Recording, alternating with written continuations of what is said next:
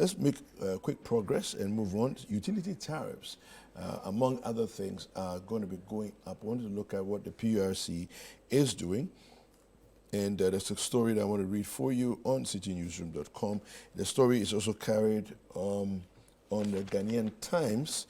And citinewsroom.com says PURC increases electricity and water tariffs effective July 1st. And it says here, the Public Utilities Regulatory Commission has announced an increase in electricity and water tariffs effective July 1st to September 30th, 2024.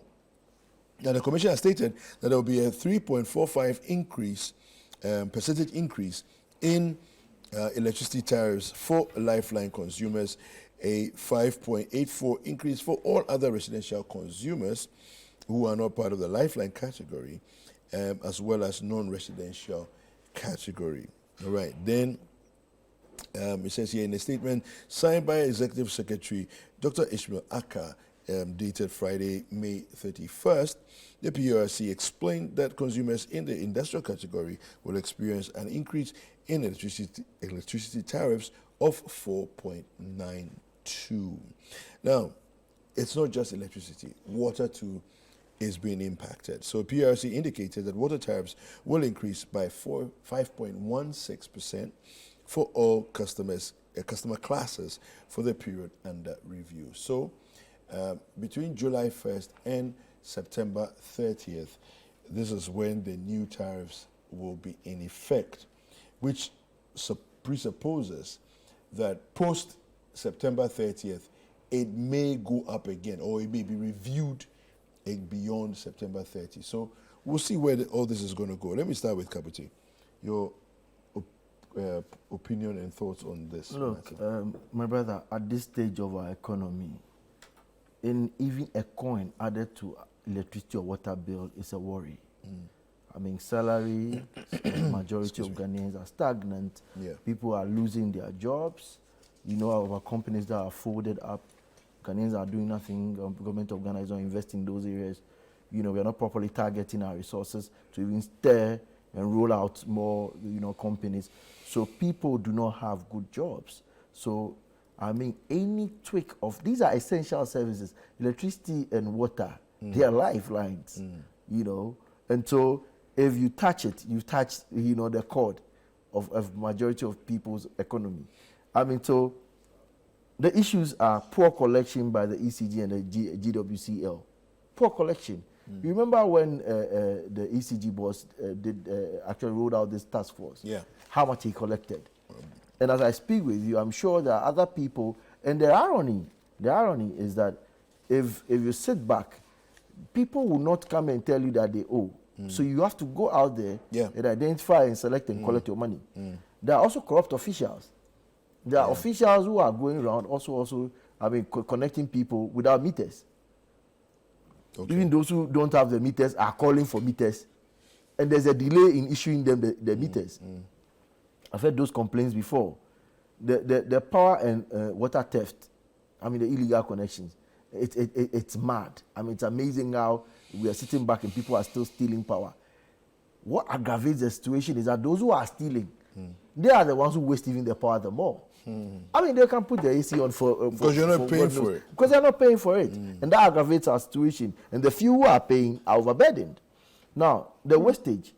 Look, sometimes you go around, you see best pipes. You call, and as if the GWCL is not working. They'll tell you they will come. I've seen pipes around the Domi area I've called before. Some of us, your Hunampe job, we see these things, and because I know it'll come back to me, I'll pay for it. And so they will just come and lump it on me.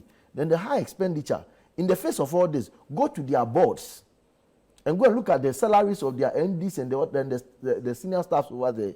In the face of all this, look, austerity measures doesn't mean cutting it down and then throwing it to Ghanaians. So you do domestic debt exchange, and then you come back. The next thing is to increase taxes and fees. No. It must be shared amongst, and everybody must feel it. Yeah. Where you are working, you are making losses to the state. Yeah. Okay, so and you have to make profits or even break even. But don't record losses, and then the next is that they are coming to pour it on the customer because you decide not to go and pay, and some of the officials are also conniving with customers and killing us, you know. I mean, so, and then the other issue is about automatic lazy option. Oh, if they are not able to collect, if they are still maintaining their high expenditure, if they are still doing kululu with the other citizens who want to steal, the easiest low-hanging fruit is to come and lamp it on us, we the consumers. I mean, because we will pay. And then, at the end of the day, there will be the issue of limited access to essential services. Water is life. Because of this high hike of prices, then everything will go up. So the cost of water goes up, and majority of people that live in certain areas, they don't have their own pipes. Yeah. Especially the poor people. I'm a water advocate, so this is very passionate to me. I mean, even on the 11th, we are launching the Blue Community. Government must fund the essential services, especially water. I'll pick water out. So if you make the price high, it becomes a problem. Let's improve the collection. Government is the first person who owes. The more, go and look at the state institution how much they owe ECG. Yeah. Recently said we are going to put the lights off at Kolebu. You know, and it tells you how much they are owing. But the government must pay for this thing. We must also investigate and see who are also doing us in. You know, ensuring that we nip them, and then actually, I'm not thinking about when you catch these people, they say they have sacked them. Sometimes you even transfer them. You are emboldening the thief. Oh, yeah. You just remove the guy from Accra, the whole case started, and they say they transferred him, and the case dies. I'm not interested in the jailing. Confiscate their assets. When it happens, the buildings and the cars they have, just confiscate it, and then cut expenditure. Look, in the face of all this, you go in the boards and look at the travels of commercial bank, whatever, and then the cost that we had. This is not the time we should be doing all these expenditures to those areas when, in the face of the facts, we will be made to pay. Because, I mean, like you said, these percentages they put on the cost, operational costs in some companies will go high. Yeah. Automatically, to mean laying off some people. And the costs that these companies that are going to be using this water and this electricity at that low level, they'll just transfer the cost to the consumers.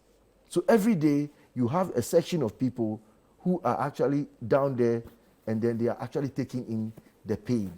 They will just be sipping the pain, because when it goes high, those who sell the water, they'll increase the price per gallon. You know, and in Ghana, the fact that exists is that the poor people rather buy water at a higher cost, because you and I, we pay that amount that is very low because we are connected directly, and the water cost will be reasonable to us. Yeah. But then they just go to the source to fetch it.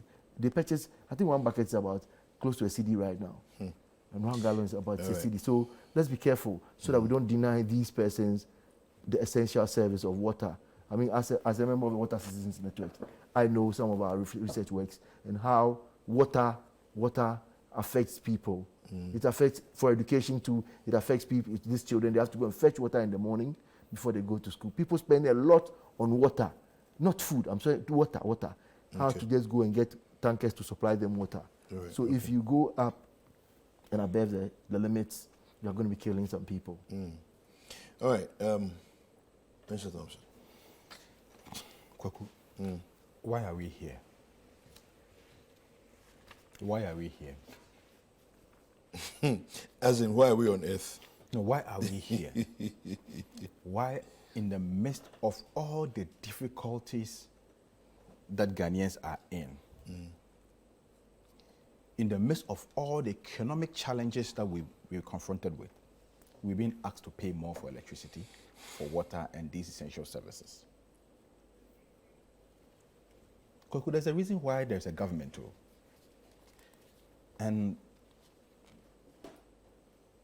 I want to be very, very sober about this, because sometimes it's very, very painful. But we put governments in place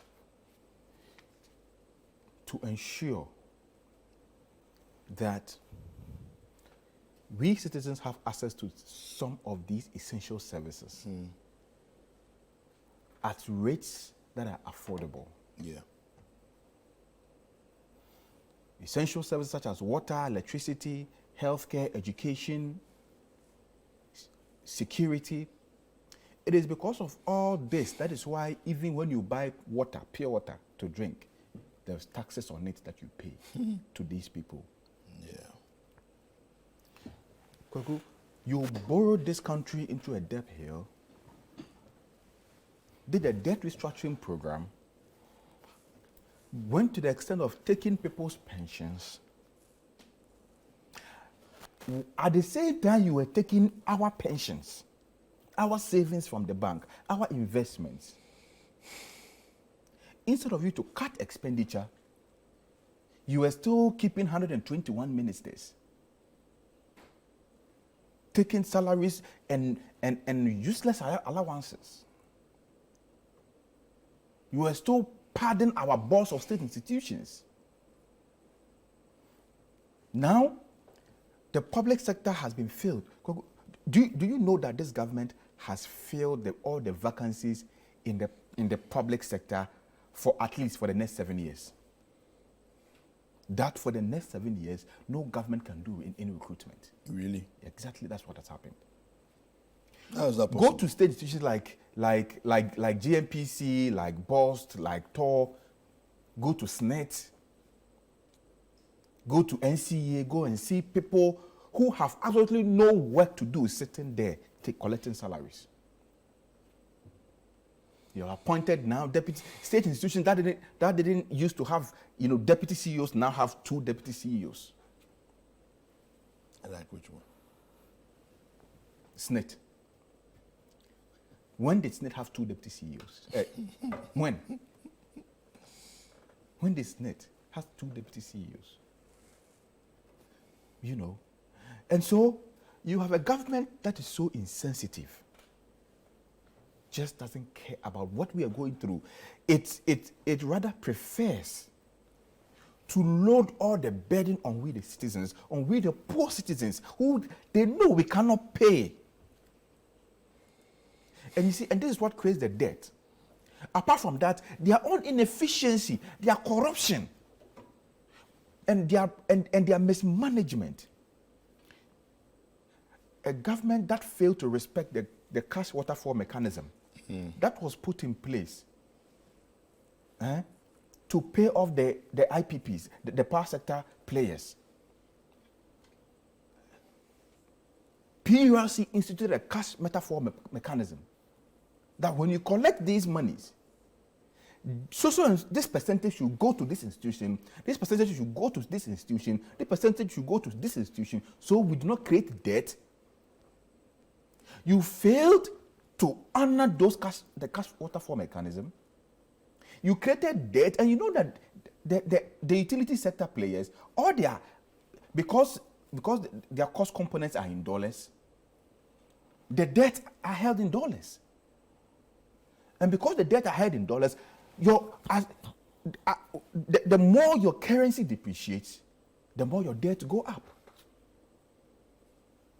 So some of our debt held with these utility service providers have gone up just because of the depreciation of the currency. But in the midst of all this, you still find government signing dubious contracts. Dubious contracts, needless. Look at what Eslosu is doing at the Ministry of Communications, giving our 5G contract with a company formed a week ago. And she came to sit on TV to tell us that because the 5G service is a new sector and there is no existing company that has provided that service, it was important that they give it. That's why they formed that new company. Yeah, but is she not right? Look at this comedian. No, but is she not right? Kweku, you are in a sector that produces tomatoes. If I want to make tomato paste, because tomato paste does not exist in the market, I go and take a mechanic and I give the mechanic a contract to produce tomato paste. Why don't I equip or improve the capacity of the tomato food that are already there, handle the sector to provide the service? Yeah, makes sense. So you see you see the brains of the people running our ministries. Let's make progress. And they are not shy. They come and sit in front of us and they tell us all manner of rubbish as if they think we don't have brains. By the way, fuel is also going to go up. You Well, know that. that's what I'm saying. This government, they just don't care You do realize what that, we right? are going through. They just don't care the pain we are feeling and how these actions and policies are impacting on us. PURC only do their job. Yeah. They did their job. But now who caused them? The government. Okay. And now they are walking around still making promises. The suffering that we are going through now, they don't care. They're still going around giving us promises. Now, I heard Dr. Baumia says he's going to give us what? Is it laptops? Or is it he's going to provide tablets? Or you see, when we But they are giving their laptops already. They are sharing it. Kwaku, Kwaku, sometimes, Yes. sometimes it takes a lot of restraint not to insult some of these people. So restrain yourself. It's It okay. takes a lot of restraint. That shows you're a Because disciplined man. if we can't buy fuel, our water bill are going up. Yeah. Our exchange rate is now 15, getting to 16 cities. All our businesses are collapsing. We don't have jobs. We can't find food to eat. And a presidential candidate, you are going around telling you are going to distribute tablets.